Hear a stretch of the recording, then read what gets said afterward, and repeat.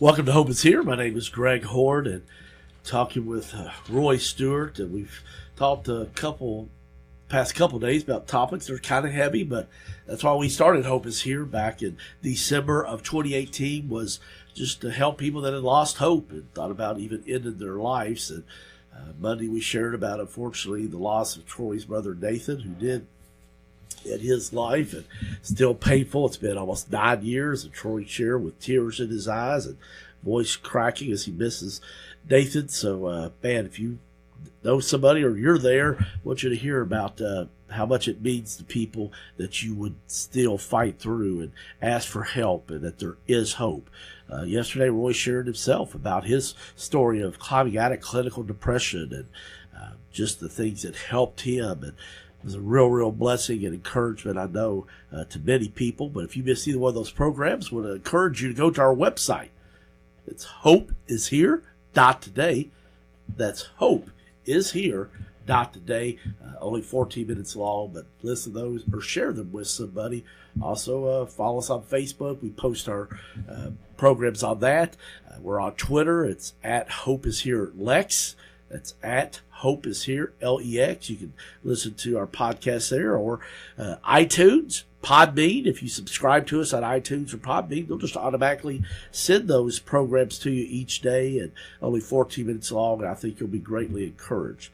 Well, Troy, we're talking a more uplifting topic today, and that's why I love your story, because, man, you've been in the deepest, darkest of valleys, but you've been able to climb a little bit on the mountaintop, and you're a guy that was been single for a while, and you were recently married a few months ago. I was honored to be able to be your wedding officiant, be a part of your special day, but you waited a long time. You weren't exactly a spring chicken when you got married, were you, Roy? No, not at all.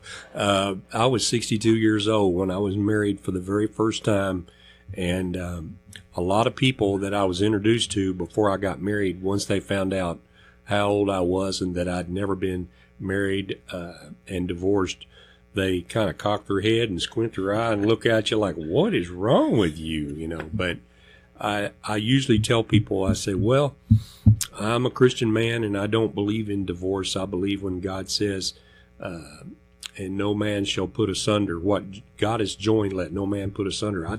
I take that literally, and I take it seriously. And there had been a lot of divorce in my family, and close friends that I worked with on jobs. I saw people get financially ruined and shuttling kids across 7 counties back and forth on the weekends, and having to make those huge payments like my brother did for child support. I didn't want any part of that. I knew I was not mentally tough enough to handle that. So I waited until I felt like God had brought me the right one, and that I was sure that I was improving my life and not going backwards. Well, it's a beautiful story to see how that happened, and I got to have a front row seat, and I could tell when you met Alicia, your current wife now. You guys were married back in October, is that correct? Mm-hmm. And so it's just been a few months, but still enjoying, obviously, that honeymoon period. But I want you to encourage, I know we have a lot of listeners that are single. Some of it's by choice, like yourself, just haven't found that special person, or maybe it's through divorce, unfortunately, or people that have been widowed, lost their spouse. But, there's always things in anything in life that are positive and negative. Share some of the things that were at least positive during your time of waiting for God to bring you that special person. Well, being single does have a few benefits. It allowed me to come and go as I saw fit, and I didn't have to consult anyone if I wanted to spend money on one of my hobbies or interests. The negative side of being single was trying to maintain friendships with other singles who were slowly getting married off. So I kept losing friends, and even once they get married, it's harder and harder to get them to carve out time to go to a movie or go out to eat or whatever. You always hear that familiar, well, I'd love to do that. Let me check with my wife. No, we've got to go to soccer practice, or we've got to go to archery, or we're, house sitting for her sister, or blah, blah, blah. So social events were also unnerving when almost everyone was married. You're there by yourself, and you're usually seated off in a corner somewhere away from everyone else, and there's always the loneliness, the lack of a trusted, loving companion. Well, those are some great points that you bring up. Like any situation, there are positives and negatives, and you did have some great hobbies. One of the things I really appreciated knowing you during your time as singles, you would open up your house and have cookouts, and Yes. you had a nice piece of property in Georgetown, and so you were willing to, okay, hey, didn't turn out, I'm not married yet, but God's blessed me with a nice house and some nice property. So you did that quite often, didn't you? Yeah, I love to share, what I've been blessed with.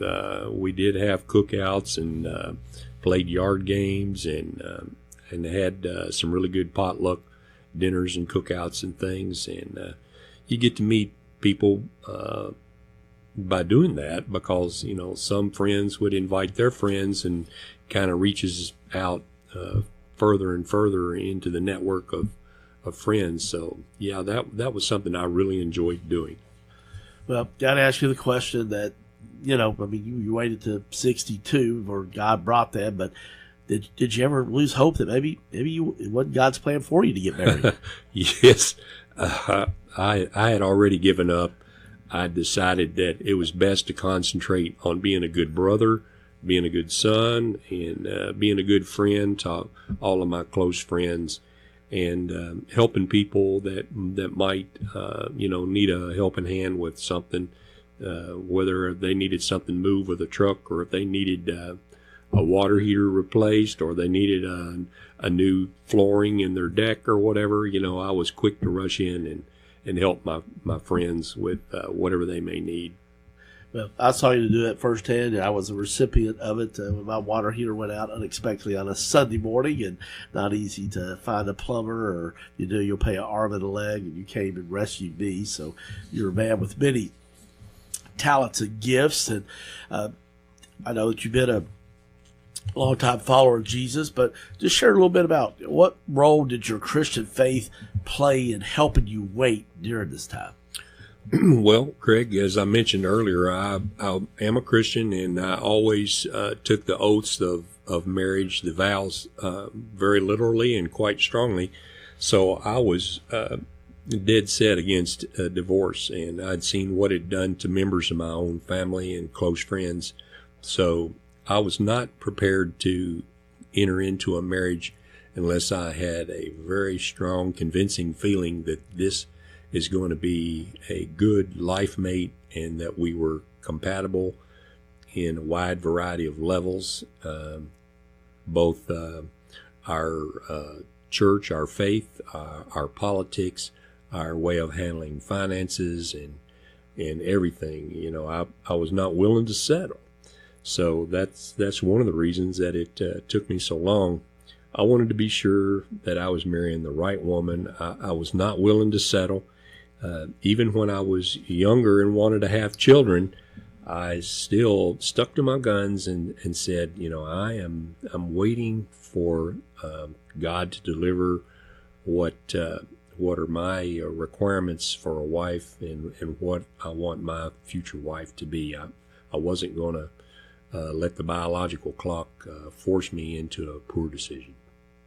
All right. Well, let's talk. How did you wind up meeting your wife now, Alicia? How did you guys meet? Well, that's kind of a strange, convoluted thing. We actually met in college. I was dating another girl at the time, and a friend of mine came down from northern Kentucky, and we wanted to go on a double date. So I asked my girlfriend if she had a person that my friend could possibly go out with, and she said, "Well, sure, my roommate." And I said, "Well, what's she look like?" And she kind of scorned at me and scowled and said, "Trust me, he'll like her." So when we went to pick up the girls, I saw and recognized my girlfriend first, and then this other lady appeared, and I was bowled over. She was really attractive. And as fate would have it, my friend from northern Kentucky and Alicia, the friend of my girlfriend, they hit it off, and they got married, and they moved away. They had several children, and I would only see them maybe once a year, twice a year for holidays, Thanksgiving, Christmas, Easter, something like that. And I'd always admired her, and I kind of held her up as the gold standard. I was not coveting her or wishing, her marriage to break up or anything, but I was using her as where to set the bar on what I expected to have as a wife. And through the years, her husband became ill. He had many medical complications, and then about 2 years ago, unfortunately, he passed away.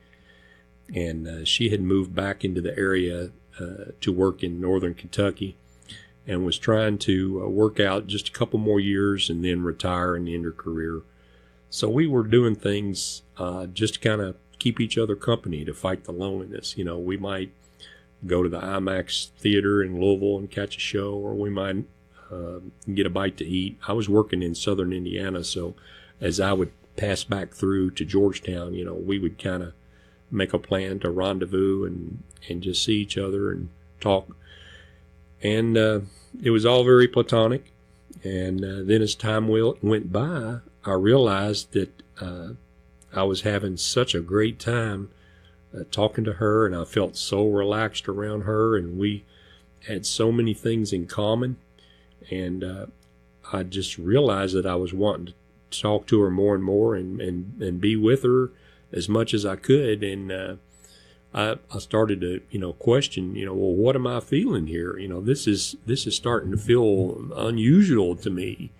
And I finally got up the nerve to tell her that I don't want to destroy a good friendly relationship, but have you ever thought about maybe venturing into the realm of the romantic with this relationship? And she said, well, I've been praying about this. I was wondering if you were ever going to bring it up. So she was all for it, but she said that we should go slow. And I said, all right, I agree. Well, it took a lot of courage to ask that, because, nobody likes to be rejected, and yet I love it because she was like, well, I was wondering what took you so long. Right, so, right. I've heard that story before, so that's why I chuckle, and you guys are such a great couple. And so just wanted Roy to share his story to encourage people, because I know there's a lot of people, I've got a lot of friends that are hoping that someday God will bring that special person. And what would you say to that person that while they're waiting now, you're 3 months on the other side, I was part of your special day, your wedding in October, Roy, what would you say to them right now just to encourage them? I would say don't give up. Don't water down your wish list or your deal breakers that you have selected for your mate. I would also say work on yourself. You need to make sure that you are the very best person that you can be. Don't wait for someone else to make you feel like you're worthy or some sort of an emotional crutch for you. I heard it said one time that ducks that fly in formation, they can't fly in formation until they learn how to become expert flyers on their own. So please work on yourself in your period of singleness before you meet that certain someone. And if you do that, you will appear much more complete and together and solid to that prospective individual. So work on yourself and keep praying to God. He listens to your prayers, and I would say don't compromise. All right. Well, that's Roy Stewart sharing just his heart, and was blessed. 62 years of age, he waited patiently till God brought him the right one, and brought him just a wonderful, wonderful, precious woman in Alicia. I'm Greg Horn. This is Hope is Here.